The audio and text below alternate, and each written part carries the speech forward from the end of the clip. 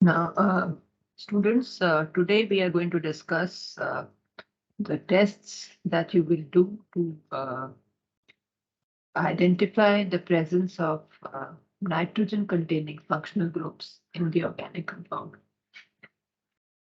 Now, if you have done the preliminary tests and you have found that the compound contains nitrogen as extra element, you will proceed to do the functional group tests for nitrogen containing compounds. That is the amines, the amides, and the nitro compounds.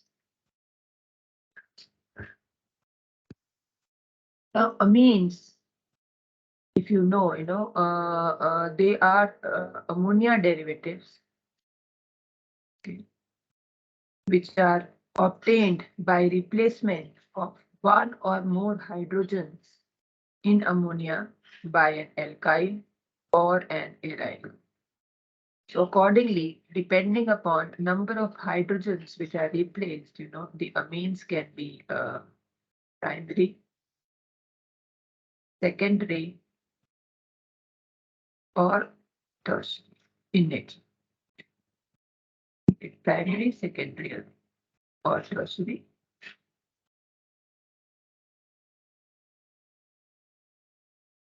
Now, in the laboratory, we are not giving you aliphatic amines. So we will be focusing only on the primary,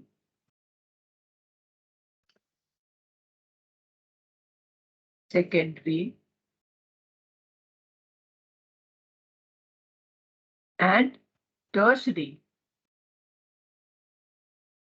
aromatic amines. Now, aromatic amines are important intermediates in the synthesis of biological compounds, agrochemicals, dyes, and polymers. Many of the substances found in the body, they are either amines or they are metabolized to amino compounds, or they can be stimulated by amines.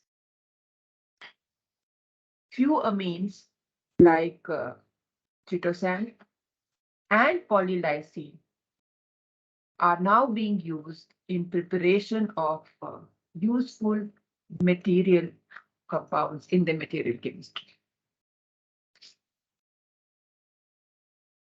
Now, let us quickly go through the preliminary tests that you do to identify the presence of a nitrogen-containing compound. And then we will go to the individual functional group tests. The first is the physical state. You will see whether the compound is a solid or a liquid compound. If it is a liquid compound, then it normally cannot be a nitrophenol, an amide, a polynitro compound like metadinitrobenzene. Next, you look at the color of the compound. The compound is colored or colorless. Colorless compounds normally rule out the presence of suitable chromophore or oxochrome in the organic compound. Okay. Next is the odor. Try to smell the compound and see if it is giving a fishy odor, then it is an amine. And if it is giving a smell of bitter almonds, then it can be a nitrobenzene derivative. Next, you do the flame test to find out whether the compound is aromatic or aliphatic in nature. On the metal spatula, you will take 1 drop of the liquid compound or about 10 to 15 milligrams of the solid compound and heat it directly on the tip of the flame until the compound has completely burned.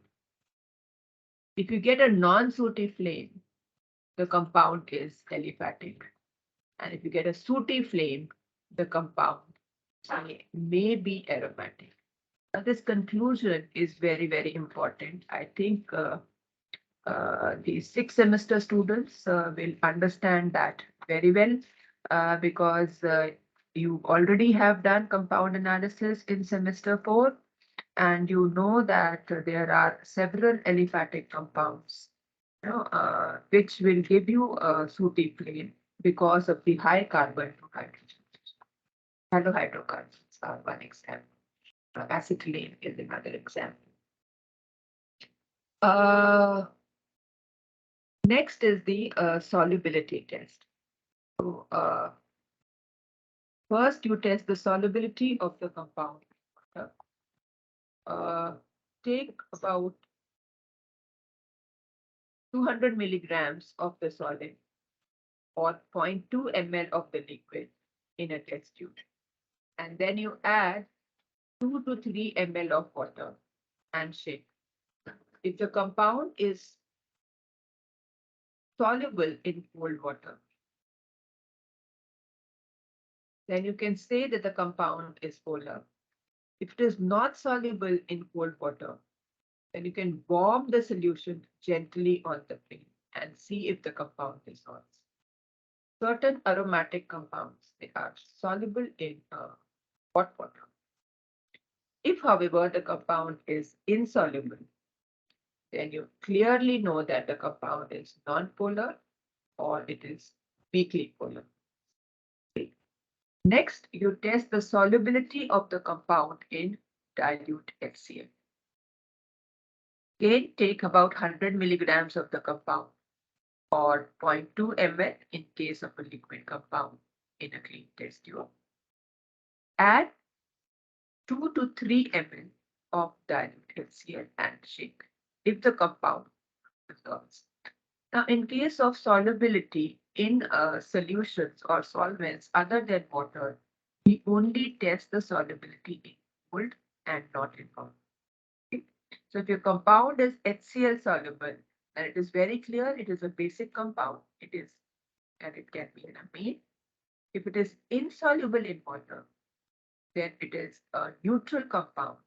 And a neutral nitrogen containing compound can be an amide or a nitro compound. Now, please understand one thing very well, that amines, they are soluble in HCl because they can form the corresponding hydrocarbon. Being basic in nature, they can combine with acid to form the salts which are soluble. Now, important thing to remember here is if you have a compound which is cold water soluble, in that case, the solubility test in dilute HCl does not have any, because the HCl is also an aqueous solution. So a compound which is soluble in cold water will also be soluble in dilute HCl. Okay, so you will unnecessarily get to wrong conclusions. Next is the extra element test for nitrogen. The detailed instructions has already been given to you in another video. Just to tell you how you will proceed with the Lascine's extract one more time to do the test for nitrogen. So what you will do is you will take 2 ml of the Lascine's extract, add 2 to 3 drops of dilute sodium hydroxide solution just to ensure that your solution is alkaline in nature. And then you will add either freshly prepared ferrous sulfate solution or about 50 milligrams of the solid ferrous sulfate. Boil the solution well on the direct flame. Cool and acidify with dilute. Any shades ranging from green to blue are positive for nitrogen. But generally, a blue to Prussian blue coloration is obtained, which confirms the presence of nitrogen. Okay. The next is the test for unsaturation or the presence of easily oxidizable. Now, these tests will give you some additional information about your compound. Okay. The first is the Bayes reagent test, the cold Bayes reagent test, which is done to confirm whether your compound is unsaturated or it has an easily oxidizable group. The compounds like uh, aromatic aldehydes, okay, aromatic amines, uh, phenols. These are compounds which can be very, very easily oxidized. Okay? So you will take zero point 0.2 grams of the solid compound or 1 ml of the liquid. Add 2 to 3 ml of water or acetone depending upon the solubility of the compound, but please do not add alcohol because the alcohol will get oxidized. The potassium permanganate is an oxidant. So you can add 2 to 3 ml of acetone.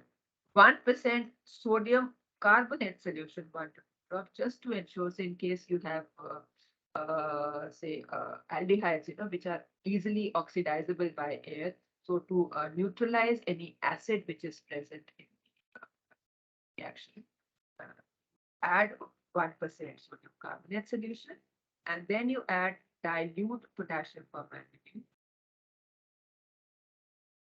Instant decolorization of potassium permanganate.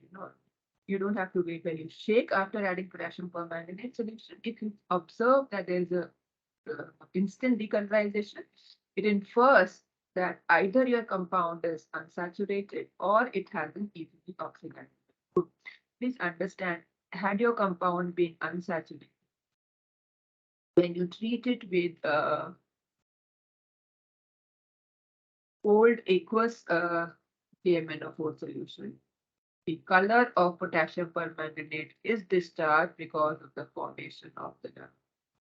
Okay? But if you do not have unsaturation in your molecule and you have an easily oxidized group like in phenols, as I said, like in aldehyde and aromatic aldehyde or aniline, which is an aromatic. These are easily oxidizable groups, so they can give you a decolorization because the phenol is oxidized to phenol, aromatic aldehyde is oxidized to say benzoic acid is formed from benzaldehyde, and aromatic amines are oxidized to enox. So this test will tell you that either you have unsaturation or you have. If there is no decolorization, the inference that you get is that compound. In case you get a positive Bayes reagent test, you will proceed to do bromine solution test, which will give you more information about your molecule. This will be a confirmatory test to tell you whether you have unsaturation in your molecule or you have an easy oxidation. Okay. So you take 0.2 grams of the solid or 1 ml of the liquid, add water, CCl4 or acetic acid, depending upon the solubility of the compound. So you have to take water or CCl4 or acetic acid and this one. Take when to dissolve. Take bromine solution in the same solvent in which you have dissolved your compound. And 2 drops of the bromine solution to be added to the solution of bromine. Again, look for instant decolorization of bromine. Okay? So if there is instant decolorization, no precipitate being formed. Okay? No evolution of HBr, then you say that the compound is unsaturated. We see here, if you have an unsaturated compound, add bromine. The bromine will add across the compound, give you a bromo derivative, which is leading to decolorization of bromine. Also, if you have compounds like phenols or aromatic amines, which are activated molecules, on reaction with bromine, they can undergo an electrophilic aromatic substitution for the corresponding bromo polybromo derivative. In those cases, what will happen is that you will get a white precipitate being formed with or without evolution of. If you have taken water as the solvent, HBr, which is evolved here, no? HBr will be evolved in this reaction, will not be observed. If, however, you are taking, say, CCl4 or acetic acid as the solvent, you will see the evolution of HBr. So in case you have got a white precipitate with or without evolution of HBr, you say that the compound is a aromatic amine. In this case, because we are talking of nitrogen containing compounds, so I'm saying it is an aromatic. Now let us go to the functional group tests. Carbylamine test is called the group test, for amines.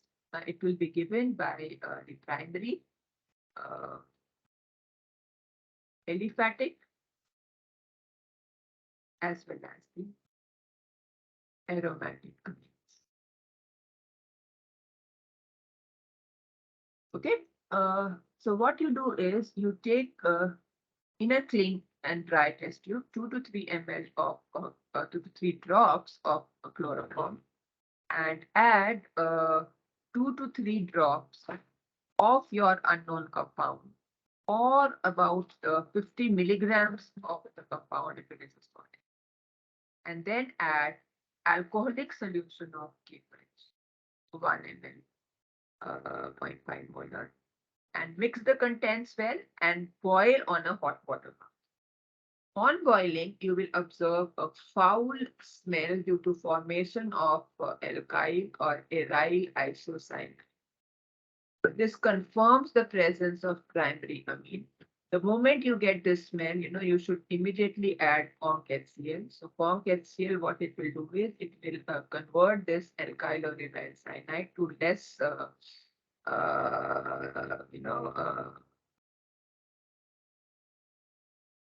compound aromatic amines, which will be having less nauseating. This is the reaction. If you have an amine, primary or aromatic amine, primary aromatic or aliphatic amine, you react with chloroform and KOH, you will get alkyl isocyanides or aryl isocyanides, which give you this obnoxious odor. And if you immediately add conc HCl here, it will be converted into an amine, less, foul smell.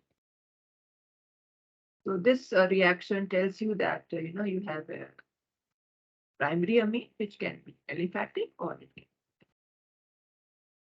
Okay. This test is normally avoided in the lab because of the foul smell of aryl or aryl isocyanate. However, you should know that this is a general test which is done for primary aliphatic or aromatic.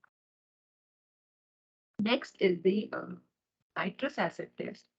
The nitrous acid test is used to distinguish a primary, secondary, and tertiary amine based on their reaction with nitrous. So what you do is you will take 3 test tubes. In the first test tube, you will take 0.5 ml of your organic compound, dissolve it in dilute HCl 3 to 4 ml. Shake the contents and put it in the ice water bath at 0 degrees. In another test tube, you will take a dilute solution of aqueous solution of sodium nitrite and also cool that in ice water bath to 0 degrees. Now add few drops of this aqueous sodium nitrite solution to the dilute acidic solution of your organic compound. Okay. And allow the contents to stand in the ice water bath for about 3 to 4. If you get a clear solution being formed with no evolution of gas at if however you heat, you will have the evolution of a nitrogen gas. Okay? It confirms that your compound is a primary aromatic. As I said that we are not giving you aliphatic amines in the lab. So if you get a primary amine, it has to be a primary aromatic amine, and which will not give you a clear solution with no evolution of nitrogen gas at low temperature. However, on heating, it will evolve nitrogen gas because of the weakly stable nature of the aromatic diazonium salt. I will show you the reaction in the next slide. Okay. In case you get a yellow-orange oil with no evolution of the gas, it confirms that there is a secondary aromatic or amine. And if you get a deep orange colored solution or something, uh, it indicates there is a tertiary aromatic amine. Let us understand the confirmatory tests for the primary amine, and then we will understand the chemistry.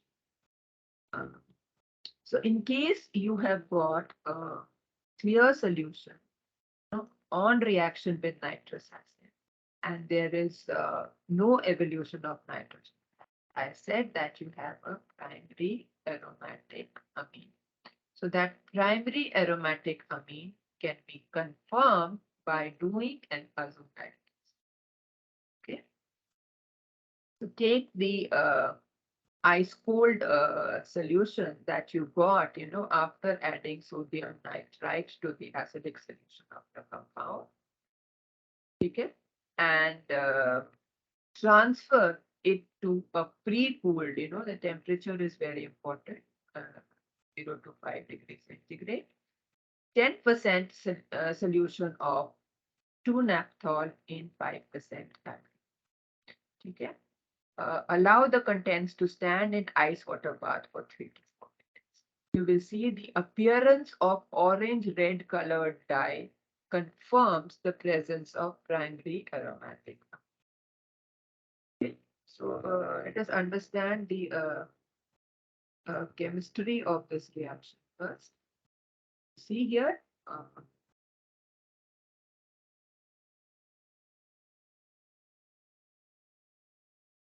If you have a primary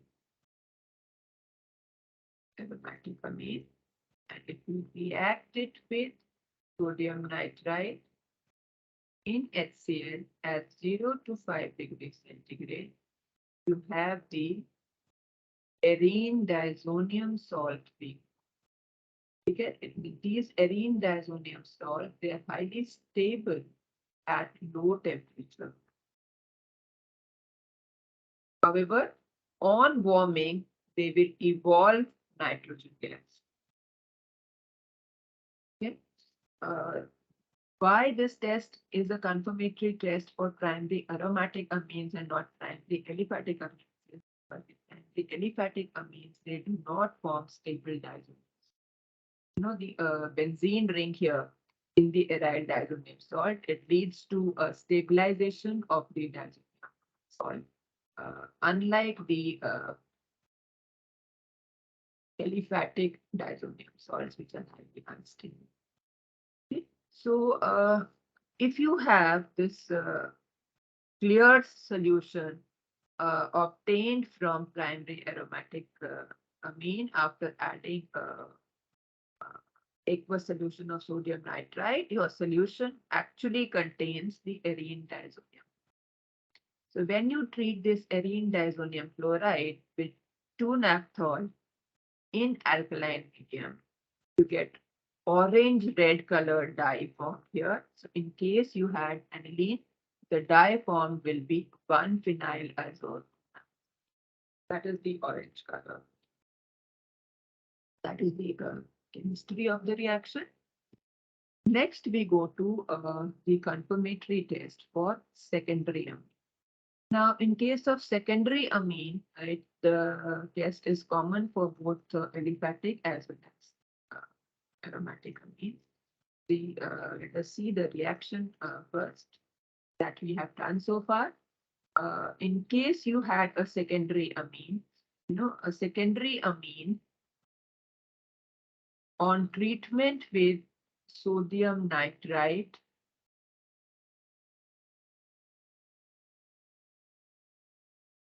HCl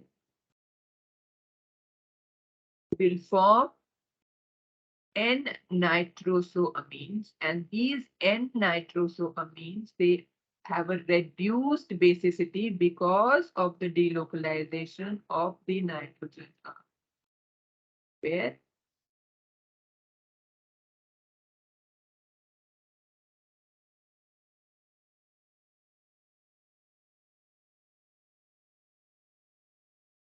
okay, that is why they precipitate as yellow colored oil.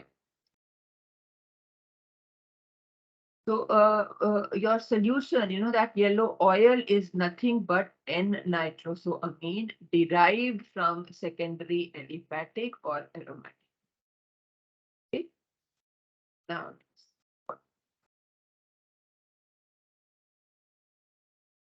you take that yellow oil, extract that with ether, okay?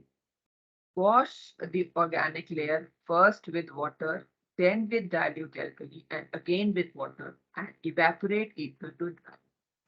The residue that you get is an N-nitrosamine.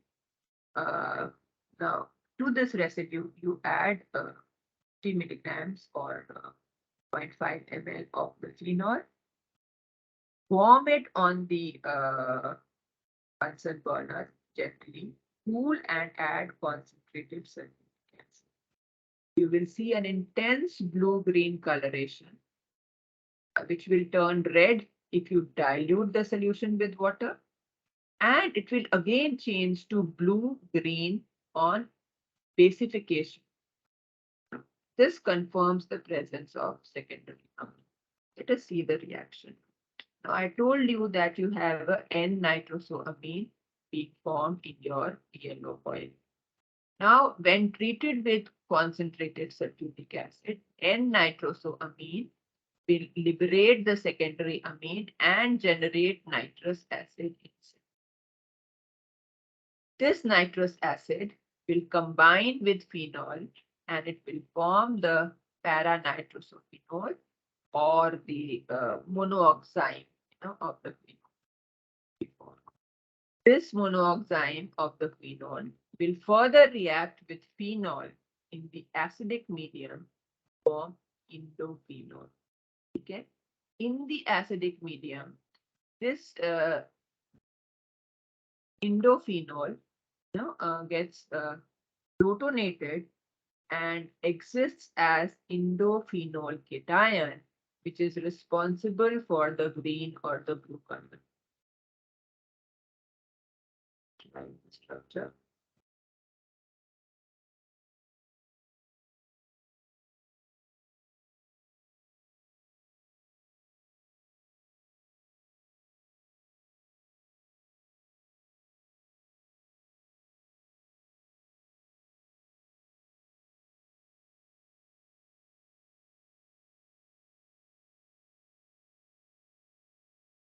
This is the indophenol cation. Gives you that green or blue color. If you dilute it with water, it is converted into indophenol, which is red in color. And if it is basified with alkali, you get again green or blue color because of the formation of the indophenol anion. That is the chemistry of this test. Next is the salt formation in tertiary amines.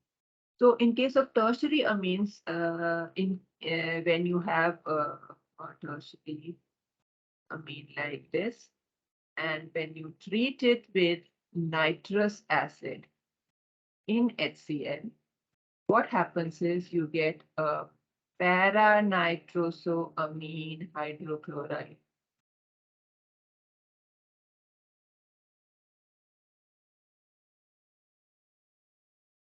And this salt, it gives you a clear orange colored solution. Okay. Now, if this is basified with alkali, you will get a green colored solid due to formation of para-nitroso and N-dialkyl. So that is the test for conformation of the tertiary amine. You will take that deep orange solution that you get, which is nothing but the para-nitrosamine hydrochloride, add 10% alkali, green colored solid that is formed confirms the presence of tertiary aromatic. Let us now see this video and see how the test actually goes.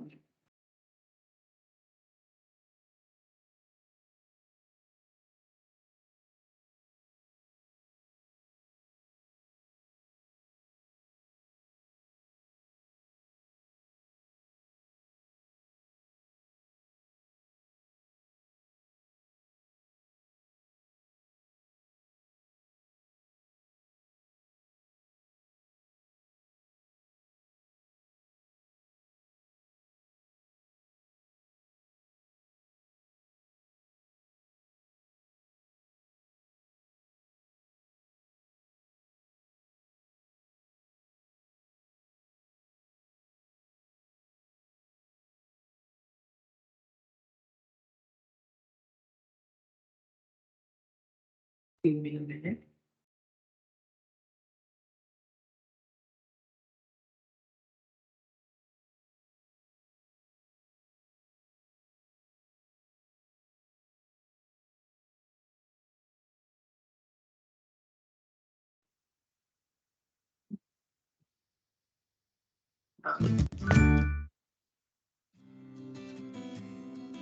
Tests for amines. Amines are derivatives of ammonia in which one or more hydrogen atoms are replaced by alkyl or aryl groups. When one of these three hydrogen atoms is replaced by alkyl or aryl group, primary amine is formed. When two of the three hydrogen atoms are replaced by alkyl or aryl group, secondary amine is formed. When all the three hydrogen atoms are replaced by alkyl or aryl substituents, tertiary amine is formed. Nicotine present in tobacco leaves and caffeine present in seeds of coffee plants are amine-containing compounds. Our aim here is to identify amines using some simple tests. They are solubility test, litmus test, azo dye test, nitrous acid test, Hinsberg test. Solubility test. Materials required: organic compound, dilute hydrochloric acid and dropper. Procedure: take a small quantity of dilute hydrochloric acid using the dropper. Add it to the test tube containing organic compound. Shake the test tube well. Amines have appreciable basicity, so they dissolve in mineral acids. Litmus test. Materials required: organic compound, moist red litmus paper and dropper. Procedure: take a small quantity of organic compound using a dropper. Put 1 or 2 drops of the compound onto the moist red litmus paper. Amines turn red litmus blue, indicating it is basic in nature. Azo dye test. Materials required: organic compound, sodium nitrite, beta-naphthol, distilled water, dilute hydrochloric acid, dilute sodium hydroxide, ice-cold water, test tubes and droppers. Procedure: take small quantities of organic compound, sodium nitrite and beta-naphthol in test tubes A, B and C respectively. Using a dropper, add a small quantity of dilute hydrochloric acid to test tube A. Shake the test tube well to dissolve the compound in hydrochloric acid. Now, add a small quantity of distilled water to test tube B. Shake the test tube well to dissolve sodium nitrite in distilled water to get sodium nitrite solution. Using another dropper, add a small quantity of dilute sodium hydroxide solution to test tube C. Shake the test tube well to dissolve beta-naphthol in dilute sodium hydroxide solution. Cool the test tubes in a beaker containing ice-cold water for some time. Now, add sodium nitrite solution to the organic compound. Primary amine on reaction with nitrous acid formed from sodium nitrite and hydrochloric acid gives diazonium salt. Then, add the resulting solution test tube C containing beta-naphthol solution. The diazonium salt undergoes coupling reaction with beta-naphthol to form a scarlet red colored compound called azo dye. Nitrous acid test. Materials required: primary, secondary and tertiary amines, sodium nitrite, distilled water, concentrated hydrochloric acid, ice cold water, test tubes, droppers and spatula. Procedure: take small quantities of primary, secondary and tertiary amines in test tubes A, B and C respectively. Using a spatula, take a small quantity of sodium nitrite in a test tube.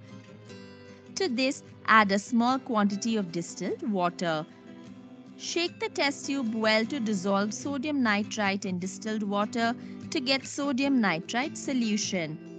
Cool the solution in ice-cold water for some time. Now, using a dropper, add a small quantity of concentrated hydrochloric acid to test tubes A, B and C. Shake the test tubes well to dissolve the compounds in concentrated hydrochloric acid. Cool the test tubes in ice-cold water for some time. Now, add sodium nitrite solution to test tubes A, B and C.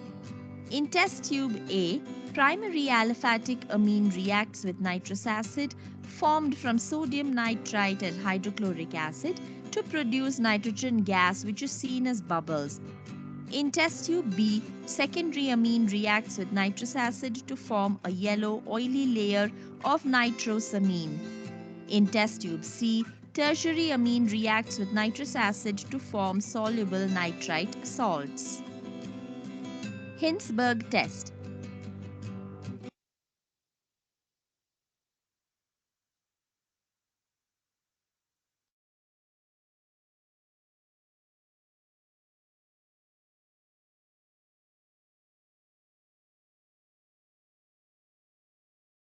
Uh,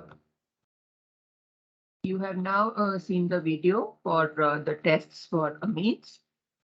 Let us proceed further.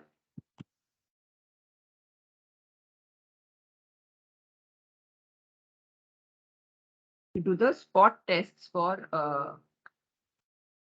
amines. First is for the primary aromatic amines. What you have to do is on a TLC plate, you have to spot dilute solution of your compound in water or alcohol, depending upon its solubility. Put 1 to 2 drops of dilute HCl on the same spot, followed by 1 to 2 drops of aqueous sodium nitrite.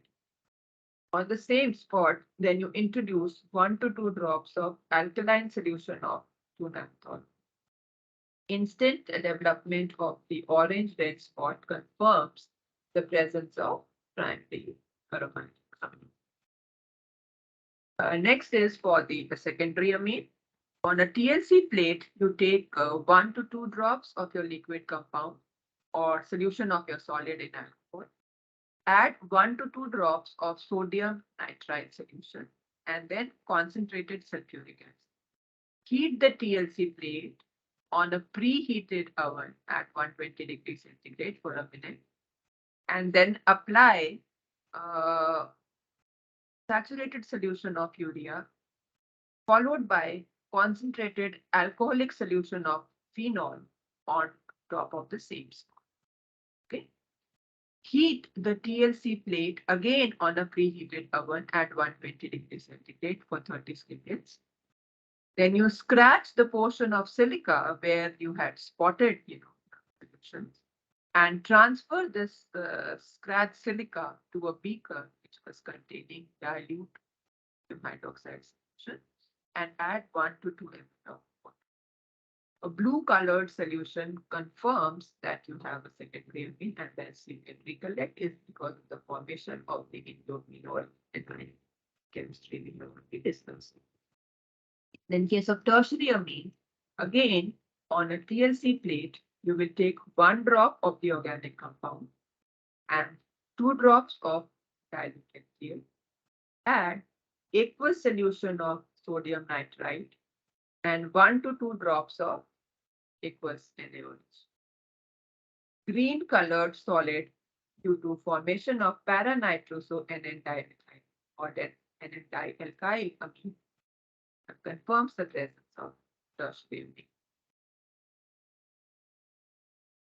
amine. Next is the preparation of derivatives for amines.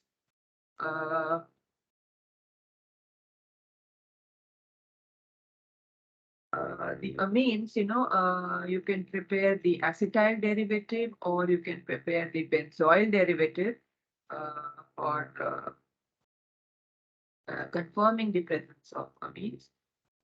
First, we will discuss the acetylation reaction.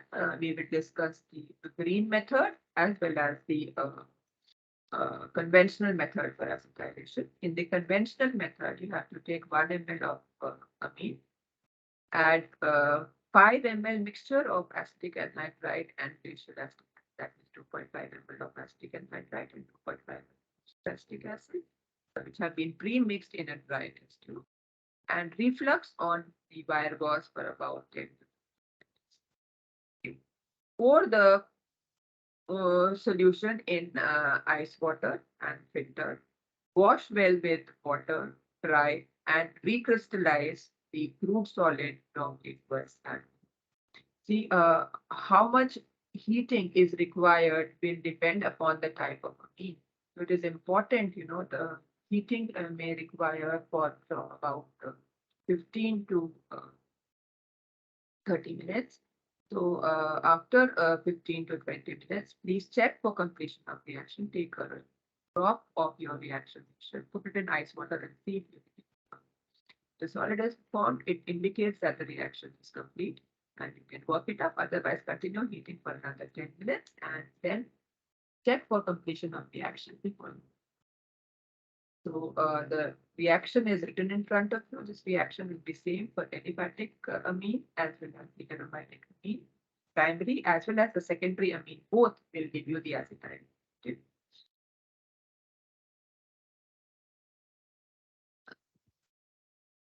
Next is the green method for acetylation.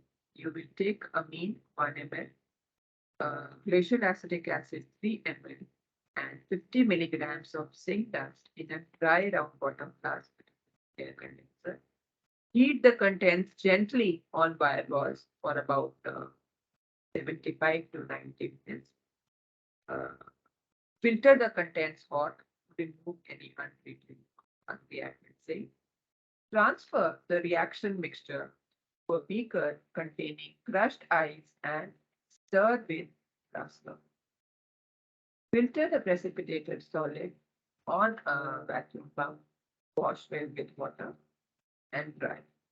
Recrystallize a part of that solid from aqueous alcohol or hot water, depending upon the solubility of your compound. Filter the solid and record its smell. Now, in the green method of acetylation, you can see we have used the amine, we have used glacial acetic acid and zinc.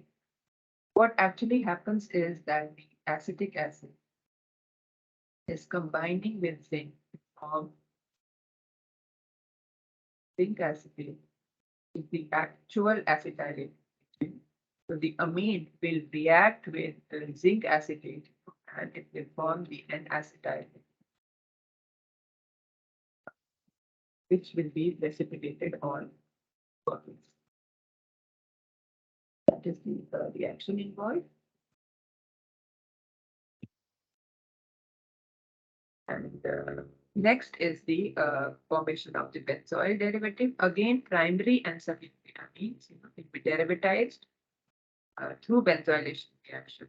Take the amine 0.5 ml in a dry polymer glass. Add 10 ml of aqueous sodium hydroxide solution, 7.5 ml, and benzoyl chloride 7.75 ml, which is added in. Topper the flask tightly and shake the contents until they come back. Transfer the beaker containing ice water, about 50 ml, to this, and then stir. Filter the contents at suction.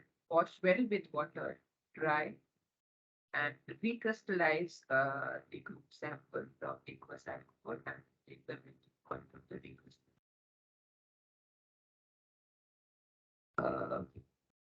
Let us see the chemistry of the reaction here. If you see, if you have a amine, which can be an aliphatic or an aromatic amine, if you react with benzoyl chloride in presence of alkene, it will form corresponding benzoyl derivative in priced by NaOH. So the driving force for the reaction. On working up, you get a solid because of the formation of the N-benzoyl. The reaction is given by both primary and secondary aliphatic as well as aromatic. Third is the formation of picrates, especially the tertiary amines. They form good crystalline picrates. Then take amine 0.5 ml, dissolve it in about 5 ml of alcohol in a boiling tube, and drop ice to this solution. You had equal volumes of cold saturated solution of picric acid in. You shake the contents well, transfer it to a china dish, warm the contents on hot water bath at 60 degrees. This you do outside. Preheat the water bath to 60 degrees. Take it outside the tank and just keep it for about 10 minutes. Allow the contents to cool and the solvent to evaporate. When you evaporate the solvent, you will get a yellow colored solid is obtained, which normally is, it is pure. You do not need to crystallize. You can check the melting point. If the melting point is not corresponding to the theoretical value, then you can recrystallize. If you know that the picrates are bicomplexes, they are formed between an electron-rich and an electron-deficient moiety, which are held together through the formation of a bicomplex.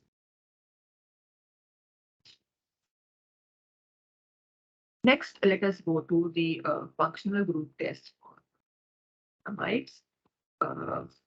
The amides can be confirmed by doing two tests. The first is the hydrolysis, which is the test. 2.5 grams of the organic compound. Take it in a test tube, add 5 ml of 10% sodium hydroxide solution and boil it. Look for the smell of ammonia. If there is a smell of ammonia, you bring a rod dipped in concentrated HCl to the mouth. Get dense white fumes because of the formation of ammonium chloride. So that confirms the amide group, which can be an amide or a thioamide. You can form it from the external. See, you have an amide here. Heat it with what will happen is you will have carboxyl and bring a rod dipped in forms here. We give you dense white fumes because of formation. In case of urea, which is an aliphatic amide, we get brisk effervescence due to the evolution of carbon.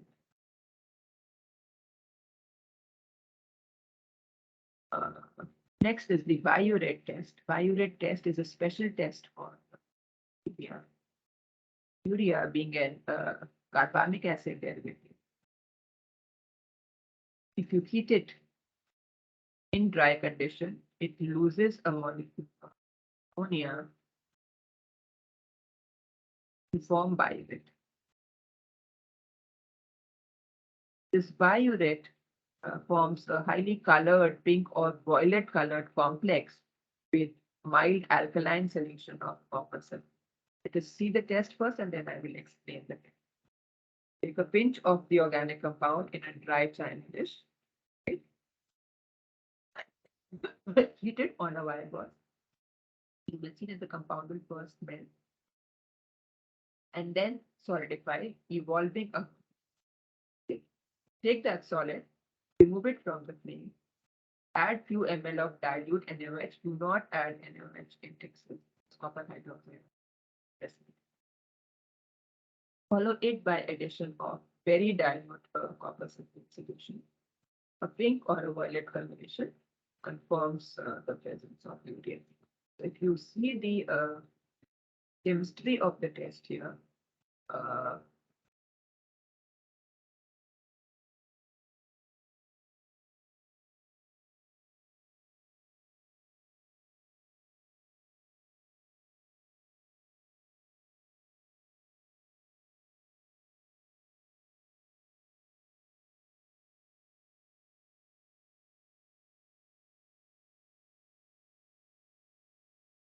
uh, tetradentate complex being formed is responsible for the color pink or violet color. This is the complex. This is a confirmatory test for the urine.